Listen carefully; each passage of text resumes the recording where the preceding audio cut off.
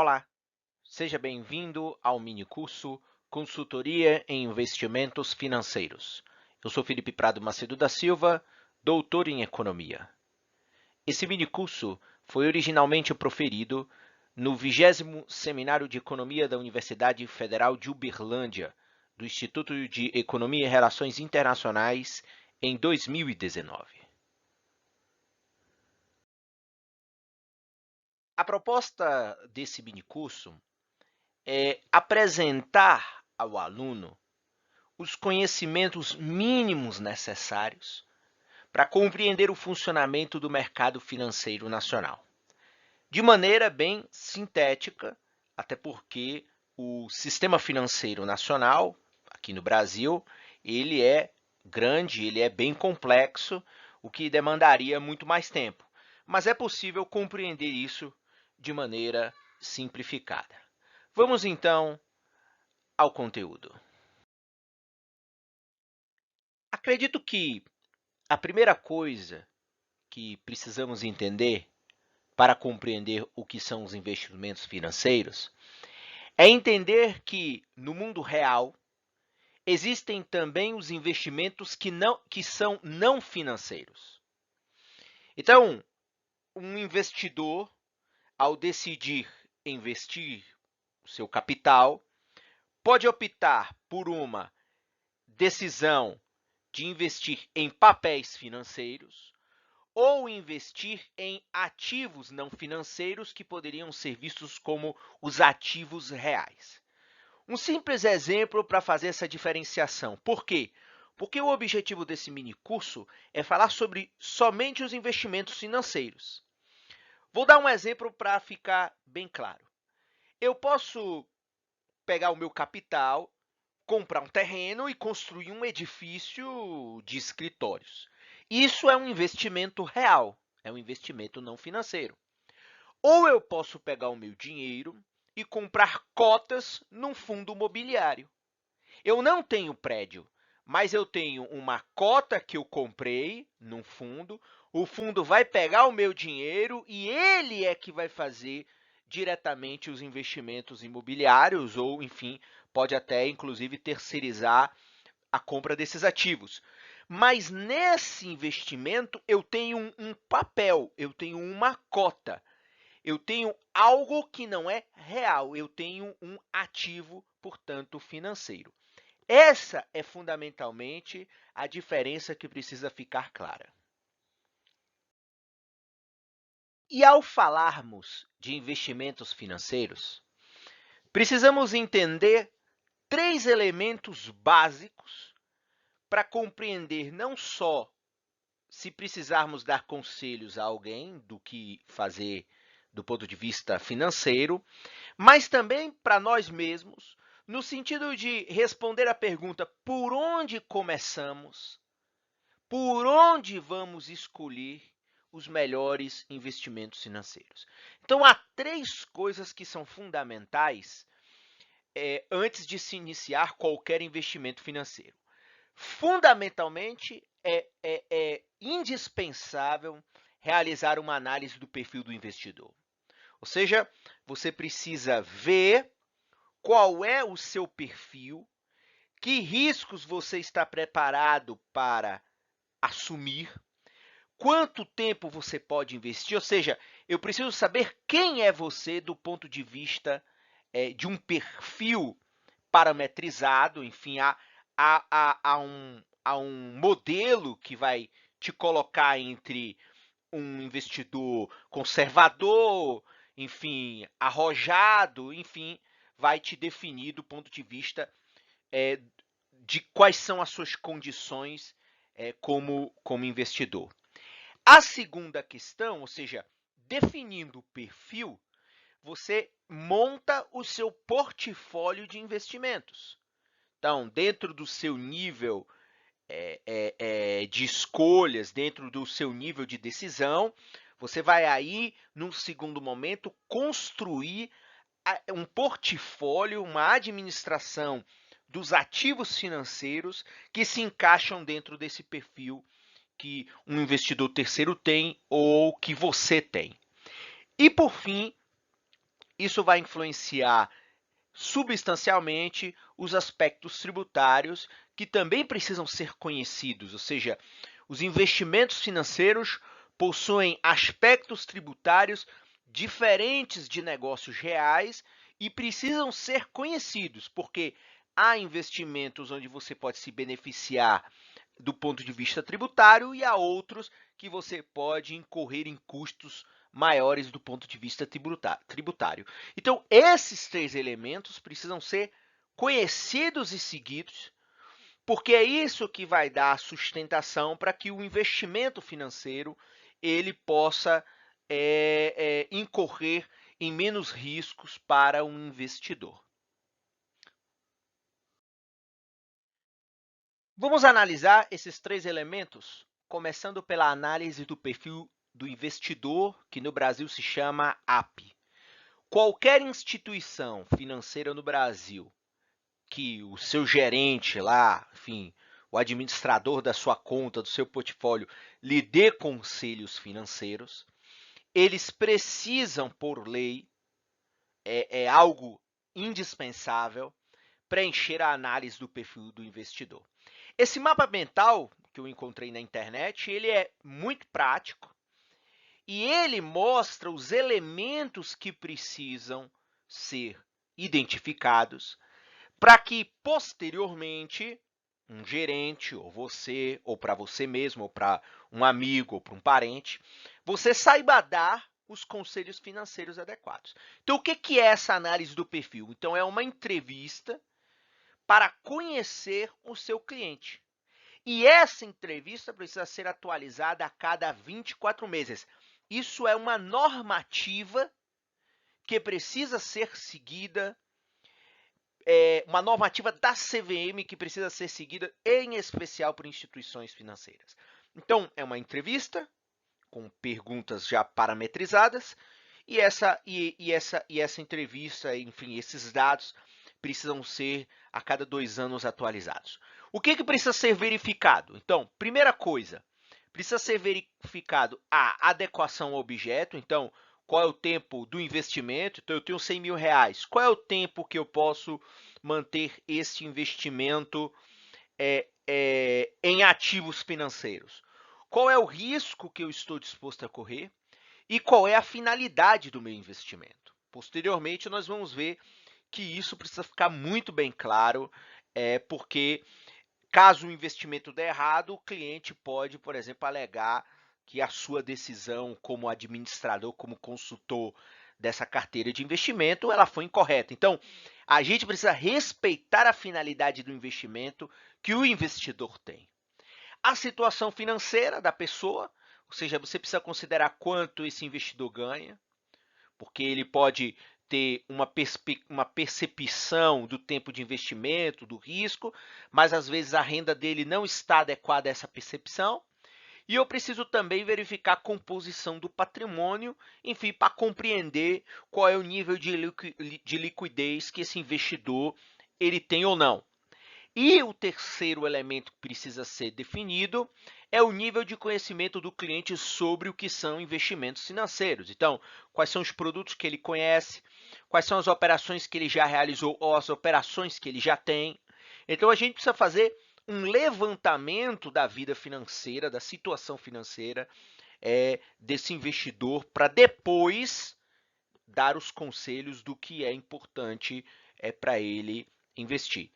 E aí você tem o suitability, que é justamente indicar o produto mais adequado ao perfil do cliente. E se o cliente desejar um produto que foge desse perfil, ou seja, a partir do momento em que você define o perfil do investidor, por exemplo, um perfil conservador, você não pode aconselhar ativos financeiros, digamos, de elevado risco. E se o cliente desejar fazer isso, ele precisa assinar uma declaração de inadequação. Por quê? Imagina o seguinte, você tem um investidor que ele é conservador, ele tem um perfil de renda fixa. Aí ele quer investir em fundos de ação, por exemplo. Ele não compreende que aquilo tem um risco, que é um fundo que, inclusive, a depender do nível de prejuízo, o cliente precisa colocar dinheiro no fundo. Então, além de ter prejuízo do que você aplicou, você pode ter mais prejuízo com a necessidade de recapitalizar esse fundo. Esse é um exemplo para mostrar que, se isso acontecer, o cliente precisa assinar uma declaração de inadequação, ou seja, ele está ciente de que o perfil dele não é para aquele produto financeiro, mas que mesmo assim ele quer assumir esse risco. E a finalidade desse app é justamente criar confiança e criar estabilidade no relacionamento financeiro. Isso já se percebeu no mercado que melhora o atendimento no mercado financeiro, ou seja, o cliente vai ter aquele produto financeiro que mais se adequa não só aos objetivos, à sua condição econômica, ao seu nível de conhecimento, mas também ao propósito que ele quer de investimento. Enfim, porque como os produtos financeiros podem incorrer em riscos, em prejuízos, é preciso ficar claro que isso tem que estar adequado ao investidor, sem a ânsia de achar que simplesmente aquele investidor, todos os investidores precisam ter mais retorno. Às vezes tem aqueles que querem muito mais estabilidade do que foi investido, muito mais constância de retorno do que simplesmente velocidade e tamanho de retorno. Isso aqui é importante para passarmos para a próxima etapa, que é a administração do portfólio. Definido o perfil do investidor, agora a etapa seguinte é construir ou administrar o portfólio, a composição de investimentos desse investidor. E basicamente, quando estamos falando de ativos financeiros ou estamos falando do mercado financeiro, estamos falando que existem basicamente três grandes mercados. Nós temos aí o mercado de renda fixa, nós temos o mercado de títulos e de renda variável e nós temos a previdência privada. Basicamente, esses são os três mercados que nós podemos alocar os investimentos de um determinado investidor ou alocar os nossos próprios investimentos.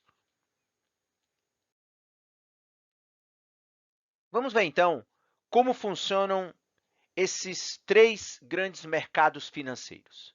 Vamos iniciar vendo como funciona o mercado de renda fixa. O mercado de renda fixa, ele é basicamente tratado dessa maneira, ou é chamado assim, porque o investidor conhece previamente duas coisas importantes: a forma de rendimento a ser conferido no seu tipo de investimento e o prazo de resgate que ele tem para fazer aquele investimento.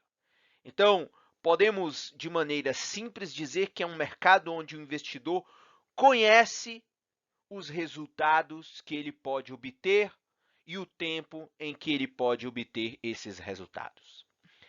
Basicamente, aqui também, existem três grandes produtos do mercado de renda fixa.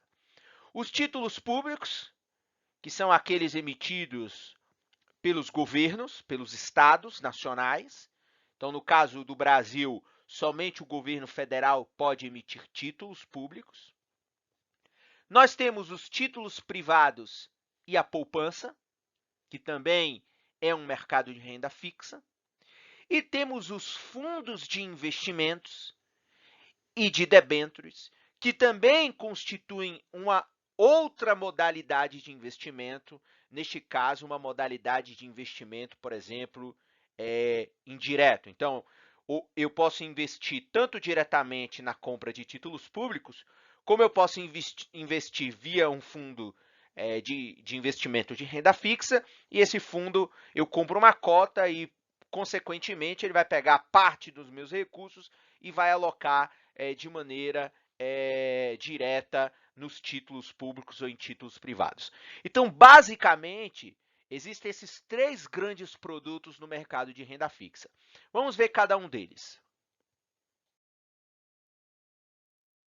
No mercado de renda fixa, os títulos públicos muitas vezes constituem grande parte desse mercado, até porque os estados nacionais, via governos, emitem uma grande quantidade de títulos no mercado, dada a necessidade hoje que os estados, que os governos possuem para financiarem as suas atividades. Então, os títulos públicos vão representar nada mais, nada menos do que a dívida pública que cada estado nacional ele possui.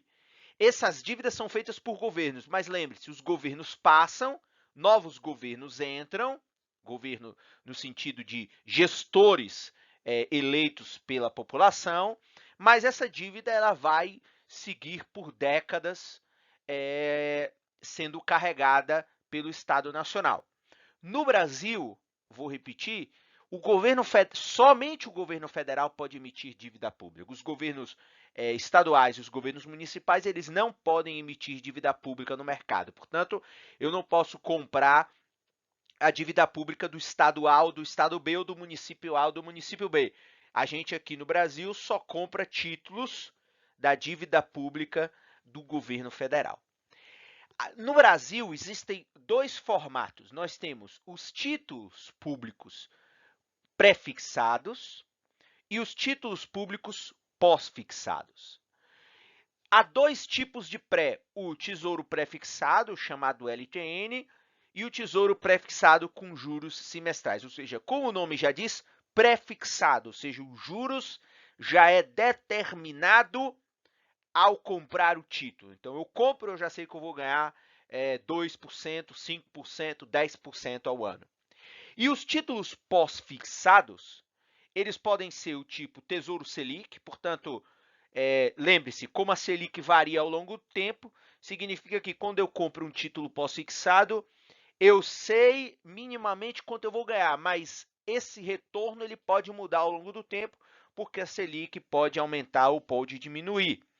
Aqui é importante entender que não há prejuízo, ainda que a Selic baixe, ou os outros tipos, como o Tesouro IPCA mais juros semestrais e o Tesouro IPCA mais NTBB principal, aqui há uma variação, ou seja, eu sou remunerado de acordo com o IPCA, que é um índice inflacionário, ou seja, se a inflação for maior, o meu retorno, consequentemente, vai ser maior, a minha taxa vai ser maior. E se a inflação for menor, consequentemente, o meu retorno, a minha taxa será menor.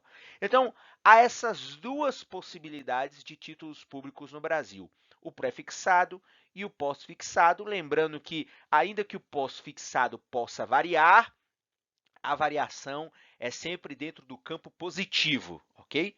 Isso é muito importante porque estamos falando aqui de renda fixa.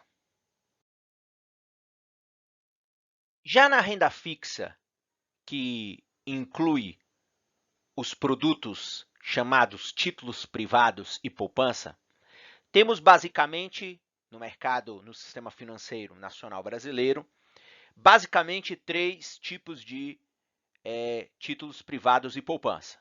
Nós temos o chamado Certificado de Depósito Bancário, o CDB, que é um tipo de título privado emitido por bancos, comerciais ou múltiplos, com liquidez diária, do qual, na realidade, nós estamos emprestando dinheiro ao banco. Nós estamos comprando um certificado de depósito bancário, ou seja, eu compro um título que um banco emite, ele vai me remunerar, uma remuneração fixa, com liquidez diária, do qual eu conheço o tempo, conheço tudo certinho, e, na verdade, esse dinheiro eu estou emprestando para o banco para que ele possa, então, manter a liquidez, enfim, do seu patrimônio, enfim, ou das suas carteiras. Então, esse é também um produto muito comum no sistema financeiro nacional. Então, as instituições financeiras, elas têm a permissão de de emitir esses títulos privados, que é um produto financeiro, do qual qualquer investidor pode comprar de maneira direta lá na sua agência bancária, em especial em bancos comerciais ou bancos múltiplos. O segundo produto são os recibos de depósitos bancários, que também é um título privado emitido, também por bancos, onde, neste caso, o valor investido só pode ser resgatado após o vencimento do título. Também é uma forma da gente alimentar o caixa, ou a liquidez, ou o patrimônio das instituições financeiras. Mas veja, a diferença entre o recibo e o certificado é que o certificado, eu sei que o prazo é diário. Eu invisto hoje, amanhã eu posso fazer a liquidação desse ativo financeiro. Mas no recibo de depósito bancário, não. Eu tenho que aguardar o vencimento desse título para poder tirar o meu investimento.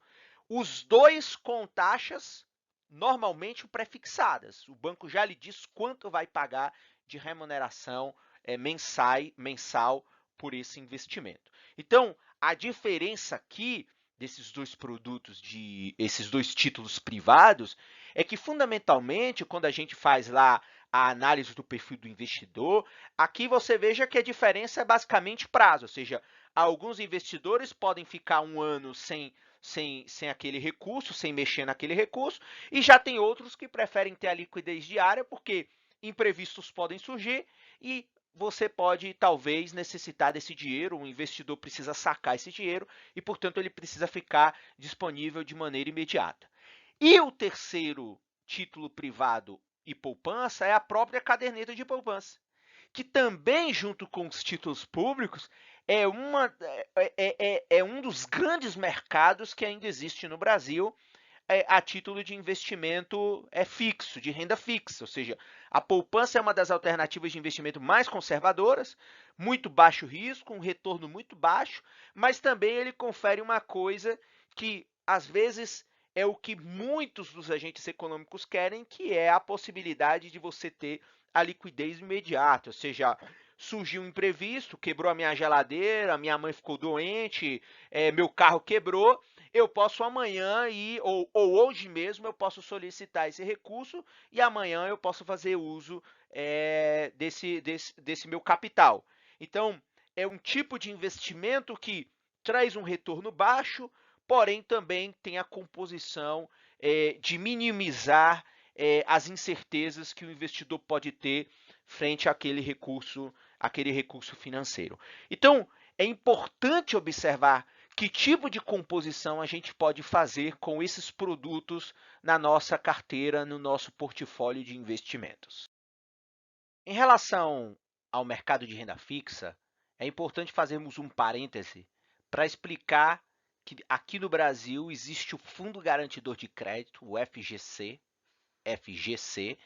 que garante até R$250 mil de ativos financeiros, que são esses que estão listados aqui, caso uma instituição financeira quebre ou vá à falência, enfim, aconteça alguma coisa negativa com ela, esse fundo ele garante os investimentos. E isso inclui, portanto, alguns ativos relativos à renda fixa, ou seja, além de garantir os depósitos à vista, a poupança, garante o CDB e o RDB, os depósitos destinados ao pagamento de prestação de serviços, salários e aposentadorias, letras de câmbio, letras hipotecárias, letras de crédito imobiliário, letras de crédito agronegócio e as operações compromissadas nos termos da regulamentação.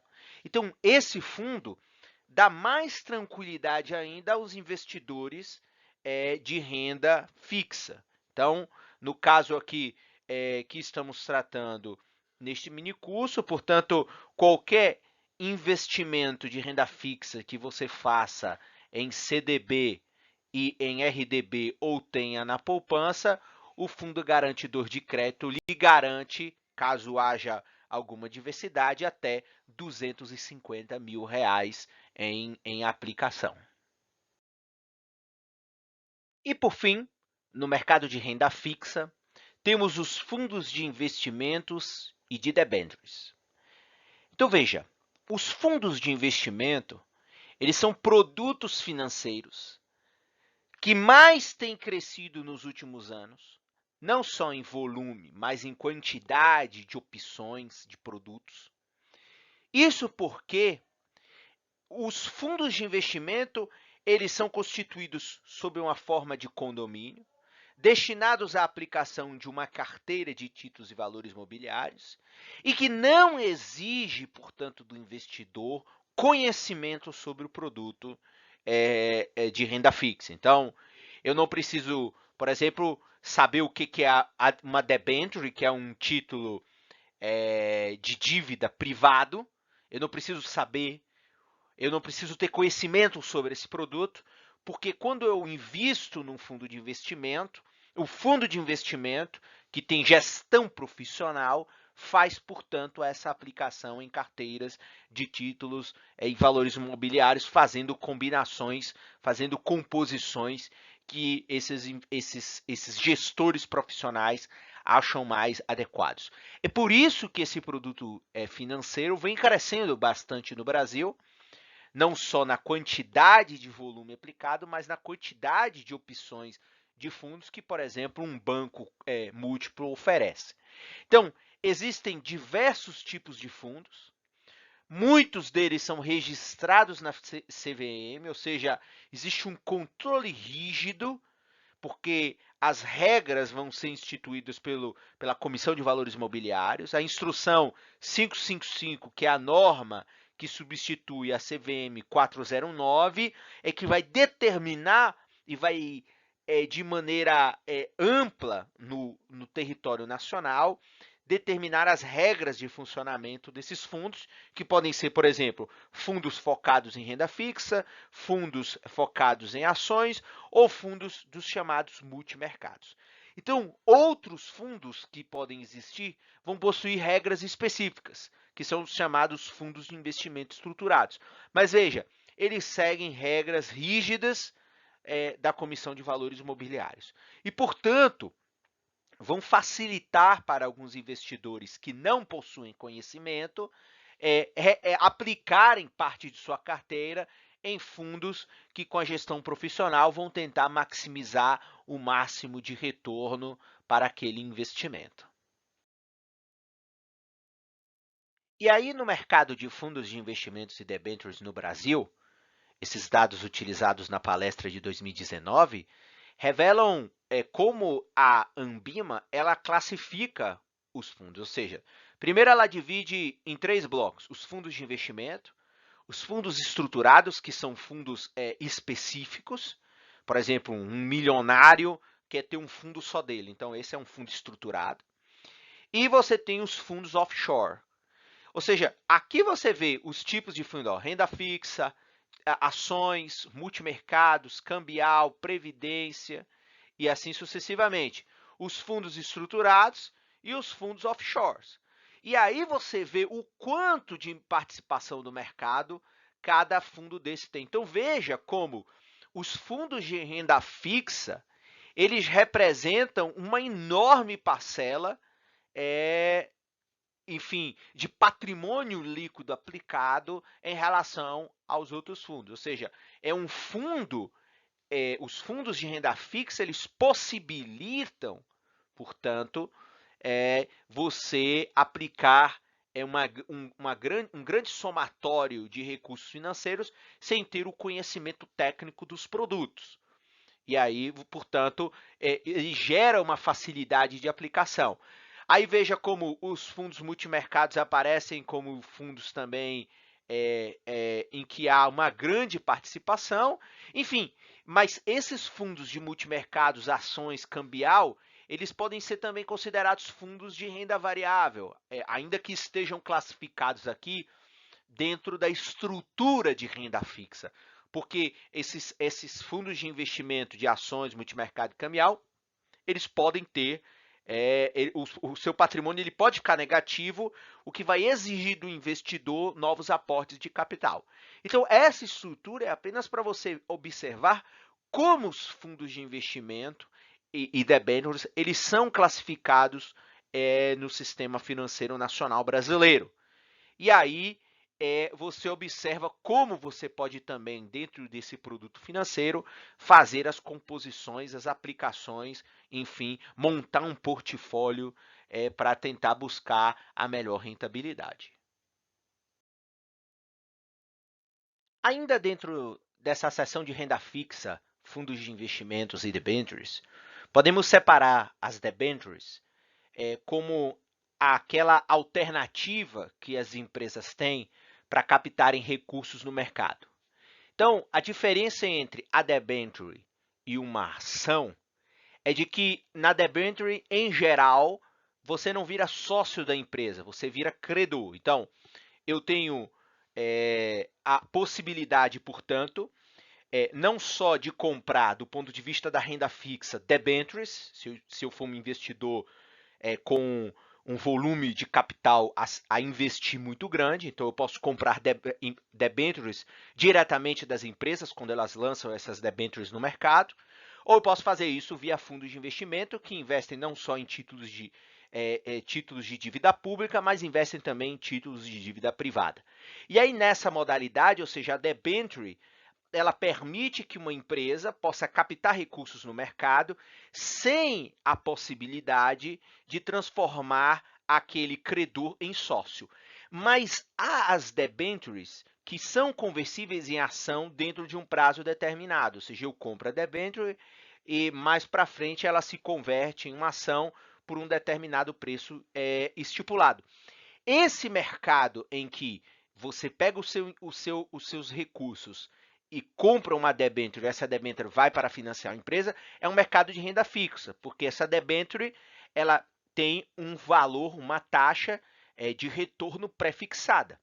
É importante também observar que nesse mercado vários outros agentes participam da emissão e distribuição das debêntures. Então, você tem uma instituição líder, você tem os intermediários contratados, você tem um banco mandatário escriturador, você tem os auditores independentes e você tem os consultores legais que vão dar, enfim, base a essa debênture que vai ser emitida. Por quê? Porque assim como as dívidas, as dívidas públicas, as dívidas privadas, elas também precisam ter certos critérios a serem preenchidos para que esse papel não se torne no futuro, como diriam nos mercados, não se torne um mico, né? Ou seja, a ideia é que o seu devedor ele não entre em default, ele não quebre, ele não vá à falência, porque a sua ideia é que, ao investir neste tipo de papel, você tenha não só no futuro recuperado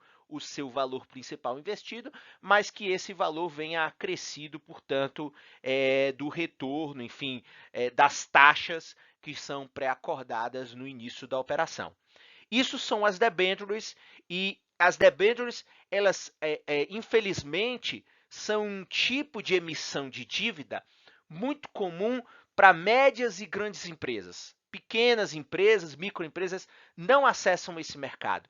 E é importante também levar em consideração que comprar debênture também exige uma grande quantidade de recursos, porque em geral essas emissões, as instituições líderes, normalmente elas colocam valores mínimos de entrada, ou seja, para você comprar a debênture da grande petrolífera, você precisa entrar com 10 milhões, é o mínimo para você comprar uma cota dessas debêntures. Então, esse é um mercado que muitas vezes não está tão acessível quanto a gente imagina, não só do ponto de vista da empresa, mas como também do ponto de vista do investidor. Isso estamos falando a nível do mercado brasileiro.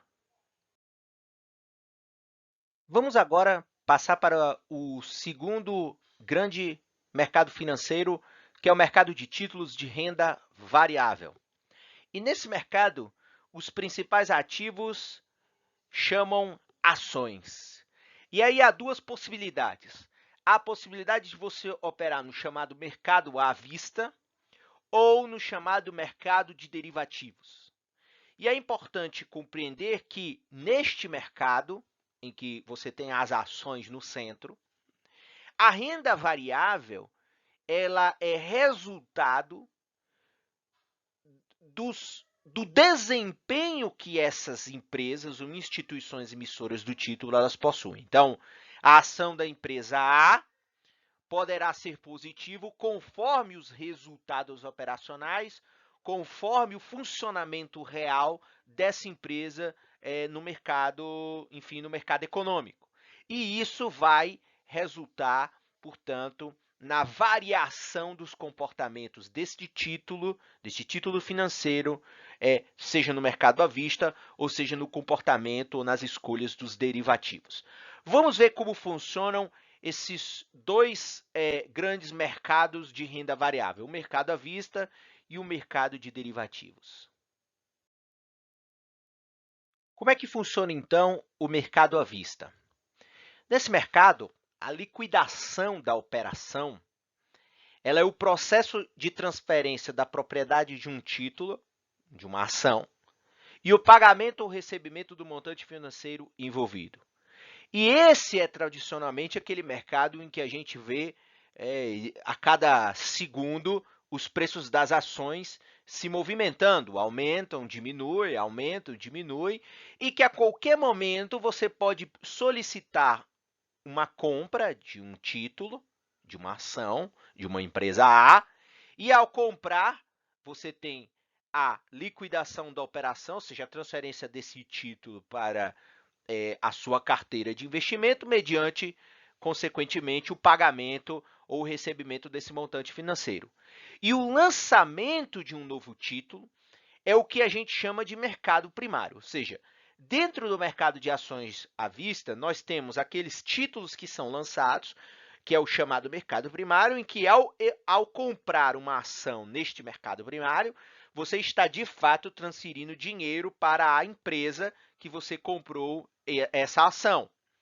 Mas a maioria das negociações, elas ocorrem no mercado secundário, que é quando o João tem uma ação, ele coloca essa ação para vender a R$10, eu quero comprar a ação a R$10 e eu vou e compro, e aí tem todo um sistema de liquidação envolvido que faz com que a ação de João se transfira para mim e o meu dinheiro que está lá na minha conta corrente se transfira para João, ou seja, pagando por esse ativo financeiro.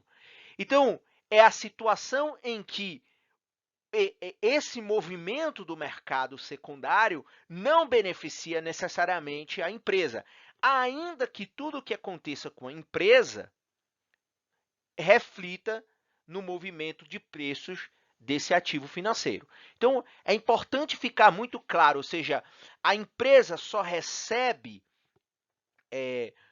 o pagamento ou recebimento pelo ativo financeiro uma única vez, que é no mercado primário.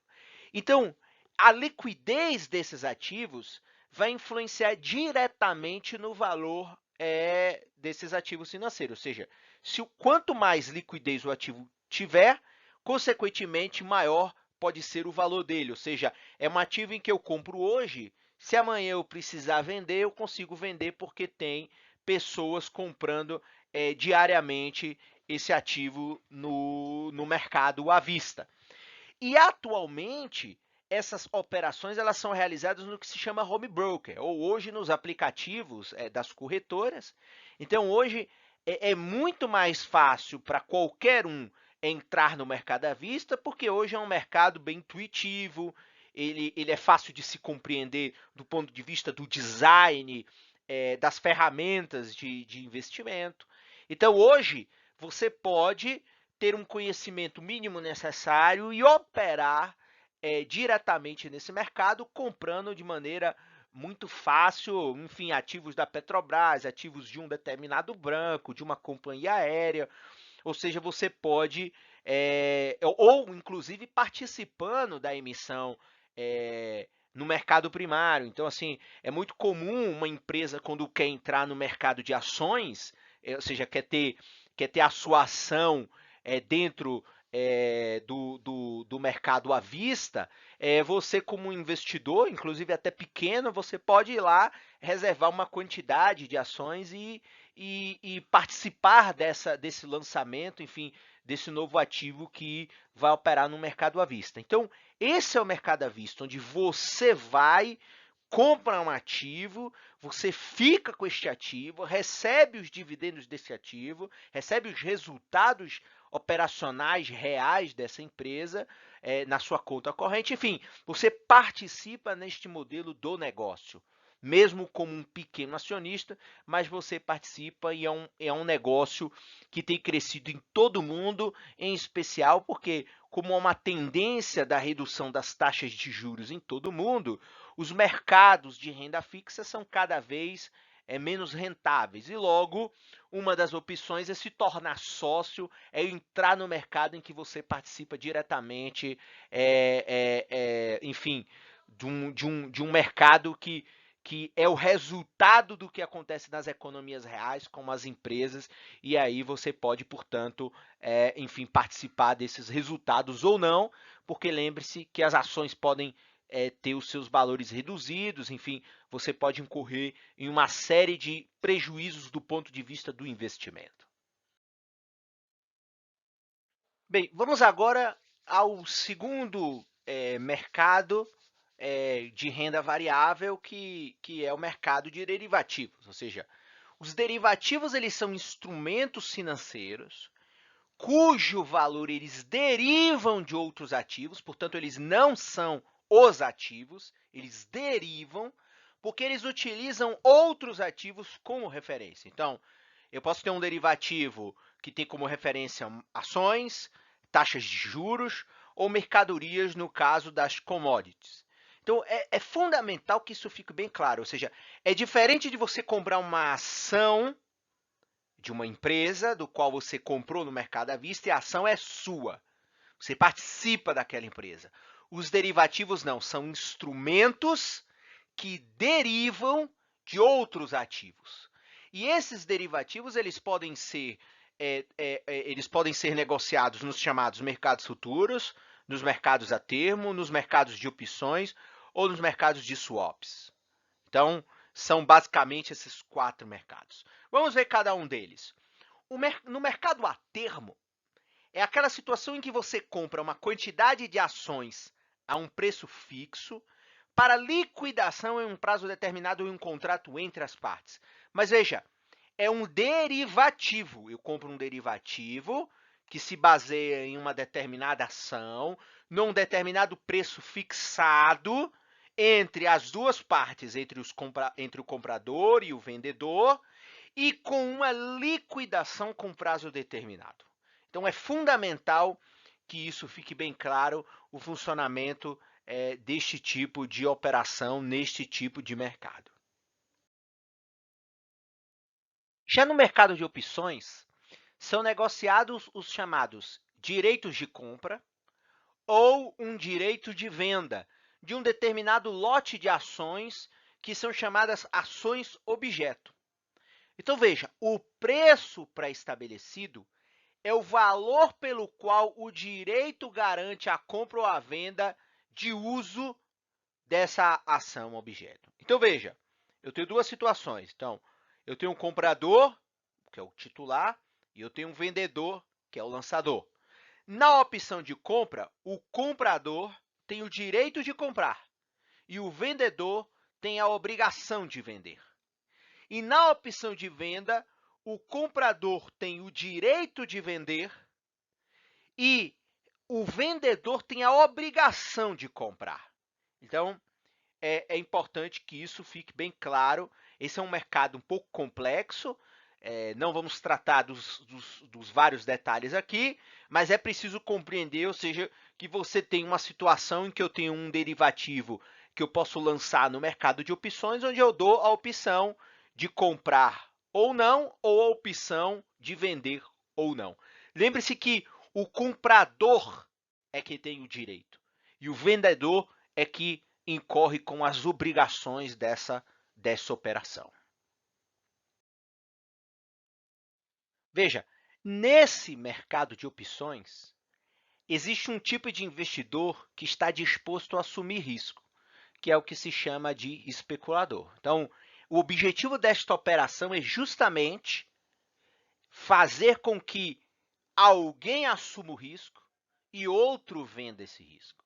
Então, o objetivo básico do mercado de opções é fornecer um mecanismo de proteção, o chamado hedge, ao mercado de ações, evitando possíveis perdas. Então, eu tenho um risco, e aí eu monto uma operação de derivativo no mercado de opções, com o objetivo de vender o risco.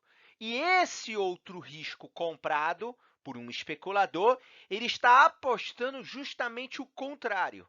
Então, é fundamental, porque esse é um mercado que é o chamado mercado de soma zero. Então, para que eu ganhe 1, alguém tem que perder 1. Então, 1 menos 1, 0. Então, as opções de ações são instrumentos derivativos sobre ativos de renda variável e sem nenhuma garantia de retorno sobre o investimento nelas efetuado. Ou seja, quando vencer o prazo, quando vencer lá o direito e o vendedor a obrigação, acaba a operação. E isso já pode, com a consolidação do possível retorno positivo ou do prejuízo que você pode ter nessa operação em específico.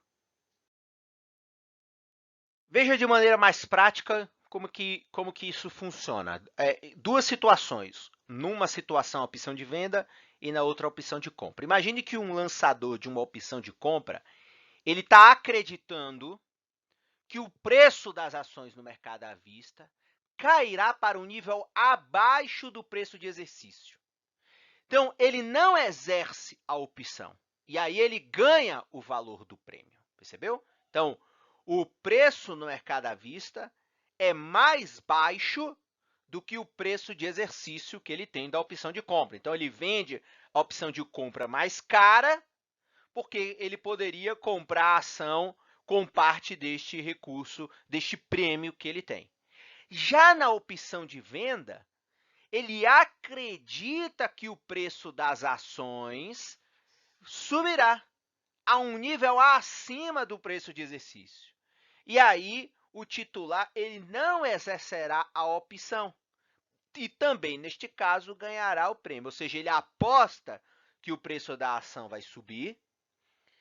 Então, a opção de venda que ele tem, ele não executa a opção de venda, o que significa que o vendedor terá que vender a ação para ele mais barata, porque ele lá na frente no mercado terá um preço de ação no mercado à vista maior do que esse que ele está recebendo a ação.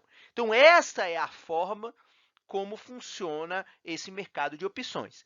Isso fica mais claro, então, se você não tem tanta afinidade com o mercado financeiro, vai ficar mais claro à medida que você praticar esse tipo de operação. O conceito não é difícil, a operação também não é difícil. Agora, a análise do que pode acontecer com o mercado, ou seja, são apostas que tanto o lançador como o comprador eles vão fazer. Então, é preciso entender que, às vezes, a operação no mercado financeiro não está mais tão complexo por conta da tecnologia. Mas o que está complexo é justamente construir o cenário futuro. Saber o que vai acontecer no futuro é que é o desafio desse tipo de ferramenta, desse tipo de ativo financeiro. Já no mercado de futuros, os principais ativos negociados ou que são utilizados como derivativos, que derivam, são as mercadorias, ou seja, os mercados de commodities. Você tem também no mercado futuro as apostas nas taxas de juros, nas taxas de câmbio e o chamado índice Ibovespa, ou seja, o índice que compõe lá as principais ações do mercado organizado. Então, veja, a ideia dos derivativos que são negociados no mercado futuro é de que as partes elas vão se comprometer a negociar determinado ativo a um preço definido em uma data futura, ou seja, eu já travo os preços no presente para realizar essa operação no futuro, mas com os preços presentes. Então, veja, é um preço predefinido. A principal função do mercado futuro é justamente atuar na gestão do risco dos preços, ou seja, pode ser um importante ativo financeiro, por exemplo, que uma empresa de exportação pode ter na sua carteira lá, nas suas operações financeiras. Ou seja, eu exporto, enfim, carne, soja, milho para o exterior, e com medo de que esse dólar, por exemplo, possa cair no futuro, eu posso fazer uma operação no mercado futuro agora, com o objetivo de proteger a minha operação real. Então, é proteção contra possíveis variações que sejam desfavoráveis para o agente econômico. Então, essa é uma operação que pode se fazer tanto do ponto de vista da especulação por especulação, como pode ser feita pelas empresas com o objetivo, de fato, de proteger uma operação real, uma operação prática. Lembre-se que, por exemplo, na crise de 2008 e 2009, várias empresas de celulose tinham várias operações no mercado futuro porque eles tinham medo, como é um produto exportável, né, o grande mercado é o mercado de exportação, então eles tinham medo, enfim, por conta de todas as indefinições que estavam ocorrendo ali naquele momento no mercado. No entanto, que vários diretores financeiros, enfim, profissionais financeiros foram demitidos de algumas empresas de celulose, porque eles não fizeram essa aposta só no sentido de ter um ganho protetivo para a sua operação real. Não, eles também estavam especulando. Então é importante ter isso em mente, ou seja, pode ser uma operação especulativa, mas pode ser uma operação de proteção às atividades reais, à produção real que uma determinada empresa ela possa ter. E por fim, os derivativos negociados no mercado de swaps são aqueles acordos que são estabelecidos entre duas partes, visando a troca de fluxos de caixas futuros durante um determinado período. Então, uma forma de swap muito comum é aquela que é feita em moeda internacional. Então, por exemplo, ao permutar fluxos de caixas associados a moedas internacionais, um agente assume a obrigação da variação de certa moeda e recebe fluxos de caixa expressos em outra moeda. Ou seja, uma empresa que vende ou tem sede em 3, 4, 5 países diferentes pode operar com 4, 5 moedas diferentes. Então, para evitar riscos ou para fazer com que o fluxo de caixa futura ele seja muito mais suave, eu faço esse tipo de operação, ou seja, onde um assume a obrigação em uma certa moeda, então eu faço um swap para assumir uma obrigação numa moeda A e vou receber esses fluxos de caixa expressos na moeda B. Enfim, essas são operações bem complexas e muito ligadas, em geral, por exemplo, ao comércio internacional ou às finanças internacionais, as instituições que operam em múltiplas moedas e em múltiplos países. E o terceiro grande mercado financeiro em que você pode alocar os seus recursos é o que nas últimas décadas tem se consolidado como a previdência privada. Então, a previdência privada é uma forma de aposentadoria complementar, ou seja, é um plano de investimento adicional à previdência social em vários países. Então, é a mais daquele investimento que já se faz na previdência oficial de um país. E você tem uma série de planos de benefícios, você tem uma série de opções que precisam ser consideradas com o propósito de fazer com que esse investimento, com que parte do seu portfólio esteja em previdência privada e você tenha, de fato, um resultado positivo. Então, veja, no Brasil, as instituições de previdência privada elas podem se constituir em duas. Podem ser sociedades fechadas, que são aquelas previdências privadas que são custeadas por empregadores e funcionários de empresas ou atividades específicas, e neste sentido são chamados planos de pensão. Então, os funcionários do banco A, eles têm uma previdência privada fechada que só acessa e só contribui àqueles que são funcionários dessa instituição. E você tem a opção das sociedades abertas, que são aquelas previdências privadas que qualquer um pode acessar e que são vendidos os planos pelos bancos, em geral, os bancos múltiplos que possuem essas carteiras. Então, ou seja, é uma previdência privada que pode ser acessada por qualquer um, não existe pré-requisito. O pré-requisito é você talvez se enquadrar no ponto de vista financeiro dos produtos que aquela previdência privada tem parametrizado nas suas atividades.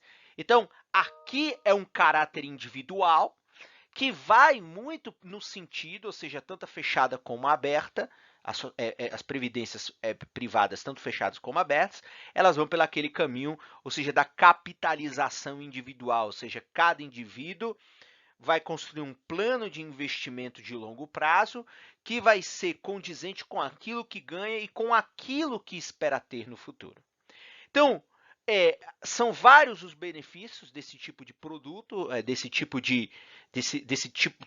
de mercado financeiro, como, por exemplo, você pode ser beneficiado ou seus familiares por renda por sobrevivência, renda por invalidez, a pensão pela morte, o pecúlio por morte ou o pecúlio por invalidez. Então, você ainda tem essa possibilidade de acessar os recursos caso situações extraordinárias que estão lá já relacionadas possam acontecer. No Brasil, se organizou dois tipos de previdência privada. O chamado PGBL, para aqueles que fazem um imposto de renda completo, então tem um tipo de tributação específico, e o VGBL, para aquele que tem um imposto de renda simplificado, que também tem um tipo diferente de tributação. Então, dentro do portfólio de investimento, você ainda pode e deve fazer a opção por qual é a melhor opção de previdência privada nesse sentido. E aí é preciso levar em consideração, neste caso, os cálculos tributários, os aspectos tributários que vão decorrer dessa escolha. Por fim, depois de conhecidos os principais mercados financeiros, os títulos de renda fixa, os títulos de renda variável e a previdência privada, ou seja, os três grandes mercados para se investir, é fundamental considerar algumas questões relativas à administração de portfólio. Então, veja, a administração de portfólio de perfil consiste justamente em administrar os recursos de um investidor de acordo não só com a análise do perfil do investidor, mas também de acordo com os produtos financeiros existentes, neste caso no Brasil. Então, eu preciso considerar. Então, isso vai levar a uma combinação entre as necessidades e as expectativas, ou seja, as necessidades financeiras, as necessidades econômicas do investidor e também as expectativas que ele tem quanto a rendimentos, quanto a tempo e assim por diante. Então, o desafio ao administrar um portfólio, o desafio ao montar um portfólio, é justamente definir que combinação de ativos produzirá os efeitos desejados pelo investidor em termos de risco, em termos de retorno e podemos aqui acrescentar também em termos de tempo. Então, a construção de uma carteira de ativos vai ter como principal objetivo diversificar. Então, para que eu tenha um nível de retorno, um nível de risco e um tempo considerado adequado, eu preciso diversificar os meus ativos. Eu preciso diversificar os riscos. E aí eu vou selecionar dentro dos três mercados que apresentamos quais são os melhores produtos financeiros para que haja essa combinação de maneira adequada. Então, esse é o grande desafio de qualquer administrador de carteira, esse é o grande desafio de qualquer administrador profissional ou de nós mesmos ao administrarmos os nossos investimentos. É ver como o nosso retorno global ele pode ser menos afetado ao combinarmos ativos que vão resultar em diversificação e, consequentemente, em riscos variáveis. Porque se eu tenho uma parte na renda fixa, então essa renda fixa está teoricamente protegida, mas eu posso ter uma parte da minha carteira que vai variar. Então, o meu retorno vai ser a combinação do que eu tenho, ou seja, vai ser um retorno ponderado, ou seja, quantos por cento da minha carteira eu tenho investido em renda fixa e qual é o retorno, e quantos por cento da minha carteira eu tenho investido em renda variável ou em previdência, e quanto cada um me dá de retorno. Então, isso é o portfólio diversificado que precisa ser muito bem considerado por qualquer administrador de portfólio ou por nós que vamos administrar os nossos investimentos. Sendo assim, a diversificação ela nada mais é do que uma técnica de gestão de risco, ou seja, diante de um possível risco, caso eu invista em só um ativo, eu diversifico e aí, naquele tradicional exemplo, eu não coloco os ovos na mesma cesta. Então, a diversificação procura fazer essa gestão, ou seja, do risco, ou melhor, busca fazer com que o risco seja um pouco mais controlado. Mas veja, a diversificação ela não elimina por completo o risco de uma carteira de investimento. Sempre vai existir risco, até mesmo os títulos chamados de títulos de renda fixa. Ou seja, se você comprar um debênture de uma empresa e a empresa falir, você não vai receber. Se você comprar um título de dívida pública de um país e esse país decretar moratória ou default, você também não receberá o que você investiu e nem o seu retorno. Então, a partir do risco que é diversificável, que é o risco não sistemático ou risco específico. Mas você tem o risco não diversificável, ou o que se chama risco de mercado, ou seja, uma crise produz um risco para todos os ativos financeiros, independente de quais sejam. Lógico, esse risco de mercado vai atingir os ativos de maneira diferente, mas todos os ativos serão atingidos.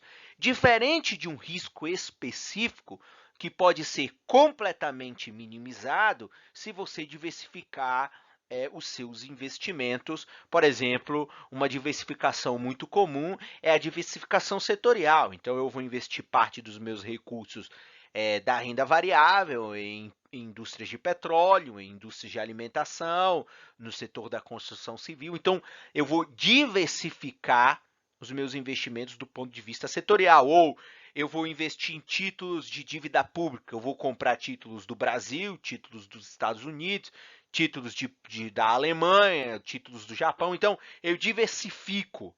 Ou seja, se um país tiver problema, o outro não vai ter. Mas há um risco sistêmico que todos os ativos eles sempre vão estar sujeitos.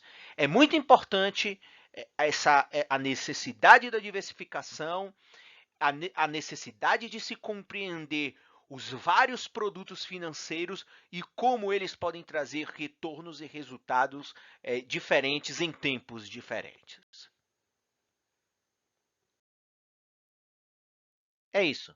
Se você gostou deste mini curso Consultoria de Investimentos Financeiros, deixe o seu like. Se desejar, pode também deixar comentários, críticas, dúvidas ou sugestões, ou se preferir, pode me enviar um e-mail. Um abraço e até a próxima!